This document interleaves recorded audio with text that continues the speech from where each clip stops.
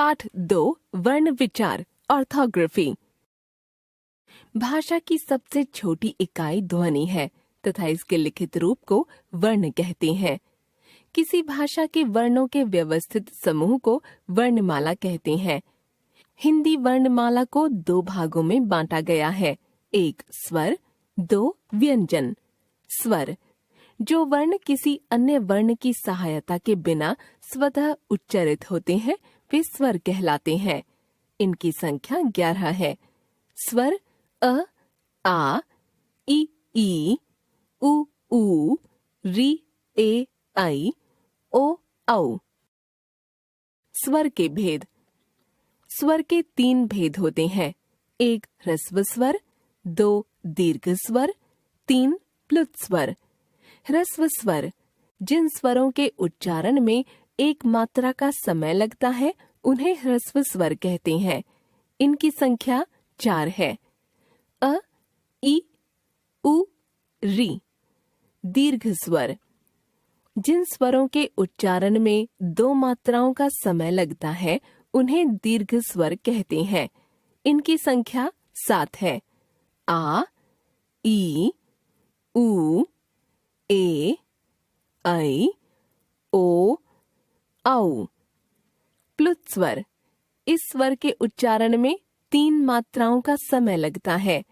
इसका चिन्ह 3 है, जैसे ओम। व्यंजन, जो वर्ण स्वरों की सहायता से बोले जाते हैं वे व्यंजन कहलाते हैं। सभी व्यंजन स्वर के बिना होते हैं, परंतु उनका उच्चारण स्वर की सहायता के बिना नहीं हो सकता। इसलिए हम बोलने की सुविधा के लिए वर्णों को अस्वर के साथ मिलाकर बोलते हैं। मूल रूप में उनका रूप होता है क, ख, ग, घ, अंग आदि। इनमें लगी तिरछी रेखा हल चिन्ह है। क जमा अ, क, ख जमा अ, ख, ग जमा अ, ग आदि होते हैं। क, ख, ग, घ, अंग का वर्ग। च, छ, ज, झ, इया च वर्ग। ट, ठ, ड, ढ, ण, ड़, ढ नव विकसित व्यंजन ट वर्ग। त, थ, द, ध, न त वर्ग। प, फ, ब, भ, म प वर्ग। स्पर्शी व्यंजन य, र, ल, व। अंतःस्थ व्यंजन श, श, स, ह। ऊष्म व्यंजन ज, फ। आगत व्यंजन। व्यंजनों के भेद। व्यंजन ध्वनियों के निम्नलिखित भेद होते हैं, 1 स्पर्शी व्यंजन, 2 अंतःस्थ व्यंजन, 3 ऊष्म व्यंजन। स्पर्शी व्यंजन, जिन वर्णों के उच्चारण में मुख से बाहर निकलने वाली वायु के मार्ग में जीभ अथवा निचले होंठ द्वारा मुख के ऊपरी जबड़े के विभिन्न भागों को स्पर्श कर अवरोध उत्पन्न किया जाता है, उन्हें स्पर्शी व्यंजन कहते हैं। अंतःस्थ व्यंजन, जिन वर्णों के उच्चारण में जीवा पूरी तरह से मुख के किसी भाग को स्पर्श नहीं करती है उन्हें अंतःस्थ व्यंजन कहते हैं। ऊष्म व्यंजन, जिन वर्णों के उच्चारण में मुंह से निकलने वाली वायु ऊष्मा उत्पन्न करती है उन्हें ऊष्म व्यंजन कहते हैं। आगत स्वर अ। अंग्रेजी भाषा से हिंदी भाषा में आए शब्दों को सही तरीके से लिखने के लिए हिंदी वर्णमाला में इसे शामिल किया गया है। इसका उच्चारण आ तथा औ के बीच का होता है। आइए कुछ ऐसे शब्दों को देखते हैं जिनमें इस स्वर का प्रयोग किया जाता है, जैसे doctor, college, ball, hall, mall, dog, boy, John आदि। आगत व्यंजन ज, फ। हिंदी में अनेक विदेशी भाषाओं अरबी, फारसी, उर्दू, अंग्रेजी आदि के शब्द शामिल किए गए हैं जिनमें आगत व्यंजनों का प्रयोग किया गया है। इन व्यंजनों का उच्चारण हिंदी के ज, फ से भिन्न होता है। इन्हें अधिक कोमलता से बोला जाता है। इन्हें हिंदी में लिखते समय ज फ के नीचे नुक्ता लगाकर ज फ लिखा जाता है, जैसे कागज, दरवाजा, आजादी, जमीन, सफाई, फर्श, दफ्तर, फरमाइश। संयुक्त व्यंजन। जब दो व्यंजनों, एक स्वर रहित तथा दूसरा स्वर युक्त को साथ मिलाकर बोला जाता है तो उन्हें संयुक्त व्यंजन कहा जाता है। ऐसे कुछ अन्य संयुक्त व्यंजन भिन्न व्यंजनों के मेल से बनते हैं, जैसे क जमा त, क्त, रक्त, भक्त, नियुक्त, मुक्त, ध जमा व, ध्व, ध्वज, ध्वनि, ध्वंस, ध्वस्त, प जमा त, pt, गुप्त, सुप्त, लुप्त, सप्ताह। स जमा थ, स्थ, स्थल, स्थान, स्थिर, स्थापना। कुछ व्यंजन जब आपस में मिलते हैं तो उनका रूप परिवर्तित हो जाता है, जैसे क्ष, त्र, ज्ञ तथा श्र। आइए देखें ये कैसे बनते हैं। क जमा श, क्ष, कक्षा, क्षमा, रक्षा, क्षमता। त जमा र, त्र, पत्र, पुत्र, यंत्र, सत्र। ज जमा इया, ज्ञ, ज्ञान, ज्ञात, ज्ञापन, विज्ञ। श जमा र, श्र, श्रम, विश्राम, श्रेय, श्रावण। संयुक्त व्यंजन 3 तरह से बनाए जाते हैं, खड़ी पाई हटाकर, घुंडी हटाकर तथा हल चिन्ह लगाकर। खड़ी पाई हटाकर। खड़ी पाई वाले व्यंजनों को स्वर रहित लिखने के लिए खड़ी पाई को हटा दिया जाता है, जैसे ख, ख, ख्याति, ग, ग, सुग्गा, घ, घ, विघ्न, च, च, कच्चा, ज, ज, सज्जन, त, त, पत्थर, थ, थ, पथ्य, ध, ध, बाध्य, न, न, अन्न, प, प, छप्पन, ब, ब, अब्बा, भ, भ, अभ्यास, म, म, अम्मा, य, य, नैया, ल, ल, उल्लास, व, व, काव्य, श, श, कश्मीर, श, श, कष्ट, स, स, स्वागत।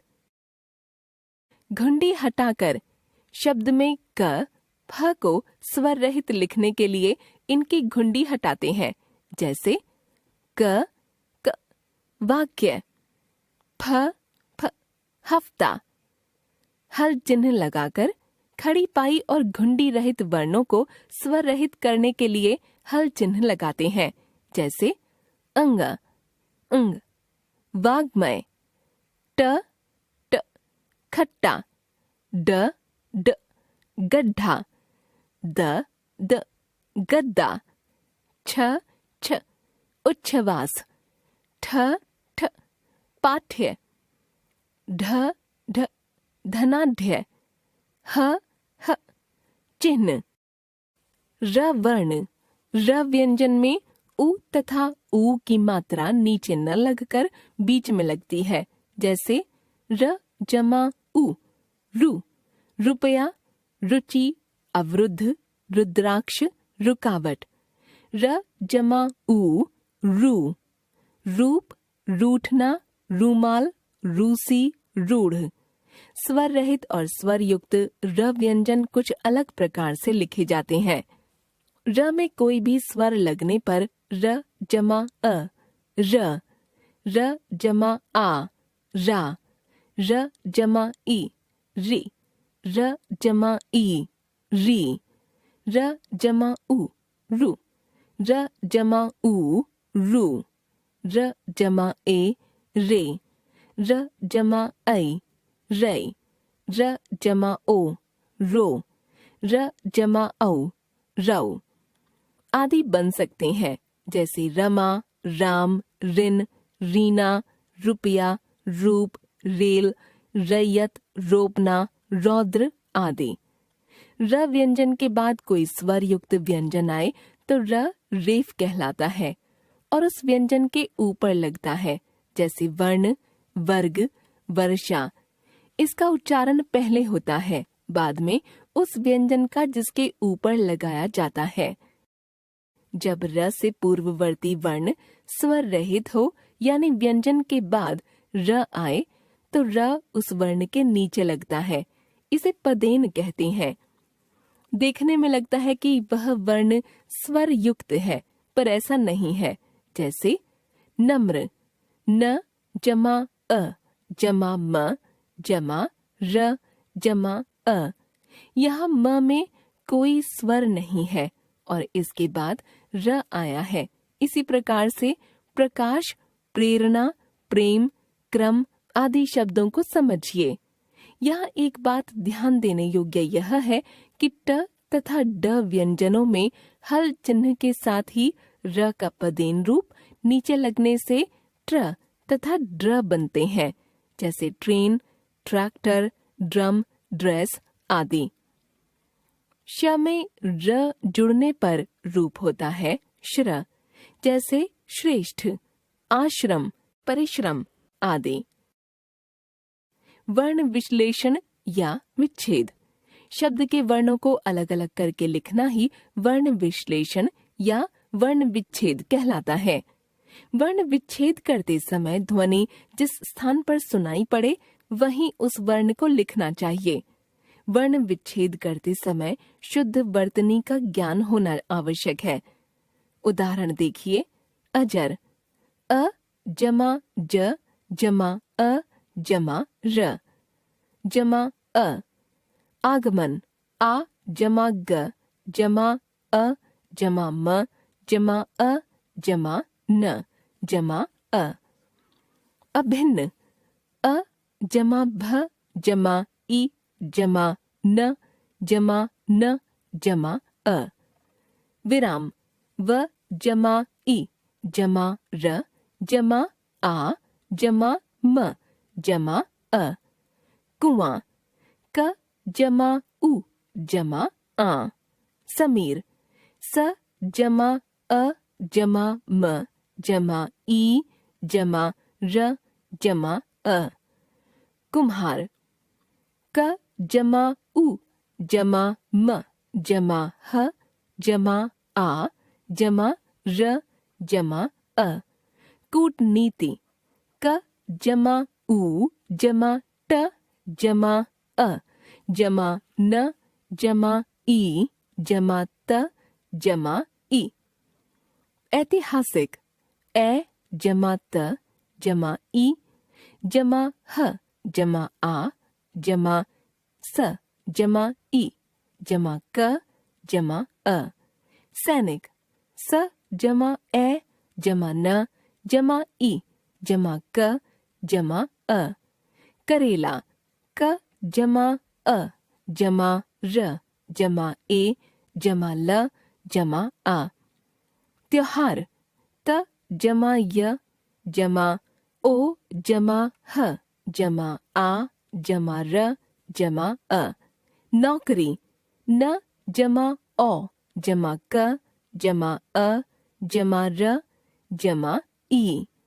अंधकार, अन जमा ध जमा अ जमा क जमा आ जमा र जमा अ। प्रातः, प जमा र जमा आ जमा त जमा अह। कर्मठ, क जमा अ जमा र जमा म जमा अ जमा ठ जमा अ। कृषक, क जमा री जमा श जमा अ जमा क जमा अ। क्रम, क जमा र जमा अ जमा म जमा अ। ट्रैक्टर, ट जमा र जमा आई जमा क जमा ट जमा अ जमा र जमा अ। आश्रम आ जमा श जमा र जमा अ जमा म जमा अ। सक्षम स जमा अ जमा क जमा श जमा अ जमा म जमा अ। अन्यत्र अ जमा न जमा य जमा अ जमा त जमा र जमा अ। विज्ञान व जमा ई जमा ज जमा इया जमा आ जमा न जमा अ। एक बार फिर से, भाषा की सबसे छोटी ध्वनि के लिखित रूप को वर्ण कहते हैं। जो वर्ण स्वतः उच्चारित होते हैं वे स्वर कहलाते हैं। स्वर के 3 भेद होते हैं, 1 ह्रस्व स्वर, 2 दीर्घ स्वर, 3 प्लुत स्वर। जिन वर्णों के उच्चारण में स्वरों की सहायता लेनी पड़ती है वे व्यंजन कहलाते हैं। व्यंजन के 3 भेद होते हैं, 1 स्पर्श व्यंजन, 2 अंतःस्थ व्यंजन, 3 ऊष्म व्यंजन। अंग्रेजी से हिंदी भाषा में आए शब्दों को लिखने के लिए आगत स्वर औ का इस्तेमाल किया जाता है। इसका उच्चारण आ और औ के बीच का होता है। स्वर रहित व्यंजन का स्वर युक्त व्यंजन से मेल संयुक्त व्यंजन कहलाता है। जब 2 समान वर्ण, एक स्वर रहित तथा एक स्वर युक्त साथ में प्रयोग किए जाते हैं तो वे द्वित्व व्यंजन कहलाते हैं। र वर्ण का प्रयोग रेफ और पदेन के रूप में भी किया जाता है।